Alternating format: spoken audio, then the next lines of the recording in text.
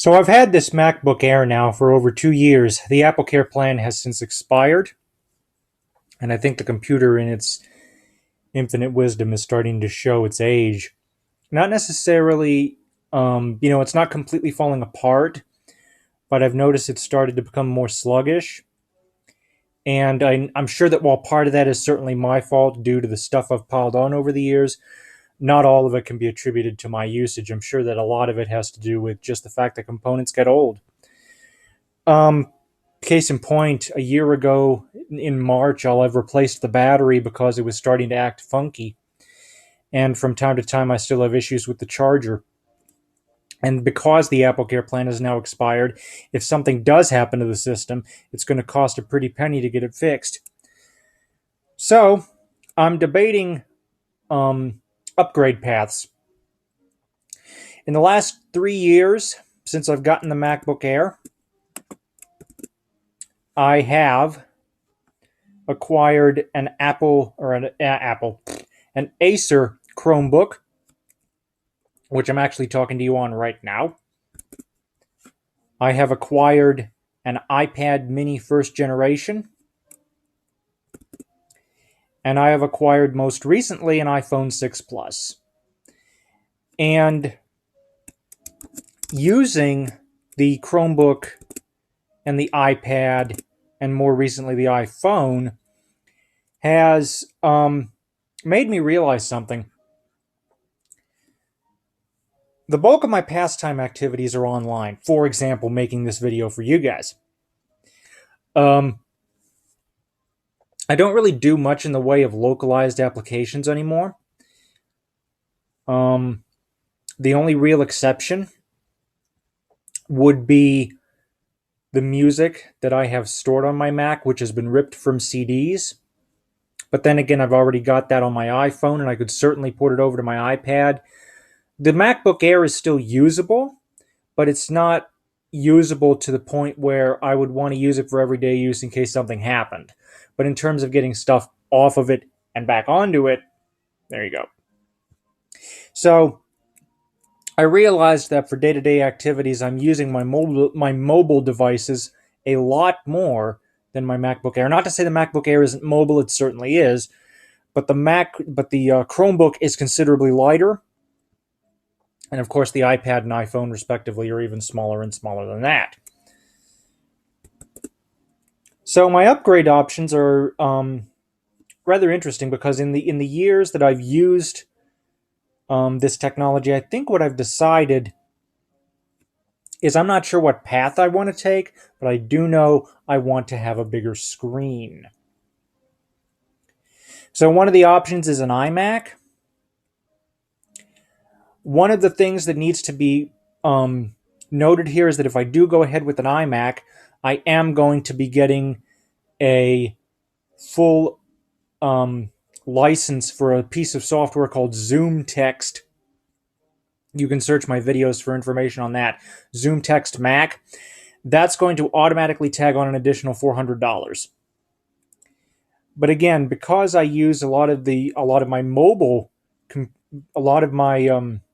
computing, leisure computing in the mobile space, I'm wondering, like I said, the iMac's only one option I'm considering. Another option is getting a keyboard case for my iPad mini. This is the current case that I have for my mini. And portrait. As you can see, it's kind of flimsy. I've had it for a year. And there's even a portion up here along the rim. Probably can't see it without me opening the case, but even then it's kind of hard to see. That's cracked. It's not... Back button. Screen locked. You see what it just did? I didn't even open the case and it still talked to me. So the case is getting a little old. Screen locked. It even sat there and talked to me. I do have a nice full-sized keyboard. It's a really nice, comfortable keyboard to type on. This keyboard was $11, and it has served its purpose. Its purpose being, how well could I utilize an iPad with VoiceOver combining touch and keyboard navigation into one. The idea being, excuse me,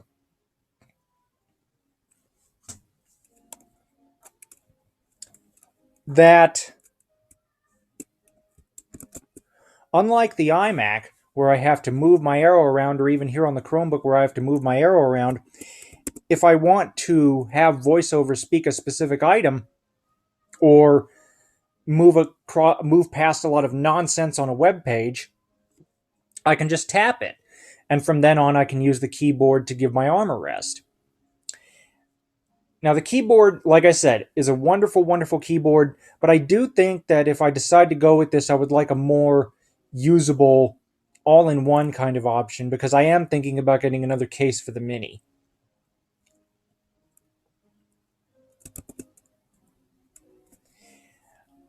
Like I said, above all else, I think the big thing that I want is a bigger screen. Hence where the keyboard case for the Mini comes into play. I would use the HDMI dongle to hook up to the monitor and at the same time charge the iPad, although I haven't seen many monitors at all with built-in USBs for that kind of purpose. Not to say that there aren't some, I just don't know where to look. Who has them? But let me give you a little breakdown in price here. This particular MacBook Air was $1,500 at the time, and I had to have it for school, so we went ahead and did it. Then we've got the Chromebook at $199, the iPad Mini, which was actually a birthday present for somebody else, and I ended up with it. I'd rather not explain how. That's personal. But that's another interesting point I forgot to mention. I did make a mention of the A5 in this. Whether or not the iPad would be able to effectively drive an A5 processor, a Bluetooth, to drive an HDMI monitor, a Bluetooth keyboard, and and VoiceOver, while at the same time running something like Skype or FaceTime without getting bogged down. Or maybe doing the same thing, with the iPhone, just getting a dock or a cable for that, hooking up this keyboard to the iPhone via Bluetooth, and using the monitor with it. The iMac, or at least the specific one that I've got in mind, which would have the 8 gigs of RAM and terabyte Fusion drive, would come to $1,799.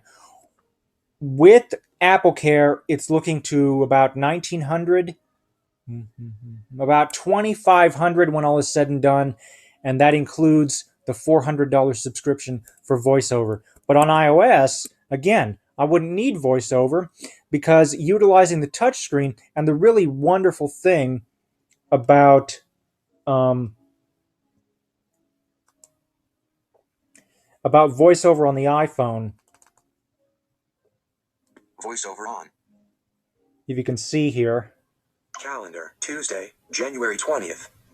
Photos. Camera. You can tap to open. You can see VoiceOver off. the nice big cursor that VoiceOver gives you. You don't get that on OS 10, which I think is a bit of a shame. I think they need to input the big cursor option into OS 10, because I can see the cursor, so I can have a general idea of where everything is. And with the iPad, utilizing VoiceOver is the only way to navigate without using the touchscreen. So if you want to try to use it as a mini laptop, you might want to see about checking that out. But if you take the screen on the iPhone, if I put this in landscape mode, you can see how this would look on a big screen like the one here in the picture. And these big monitors aren't terribly expensive.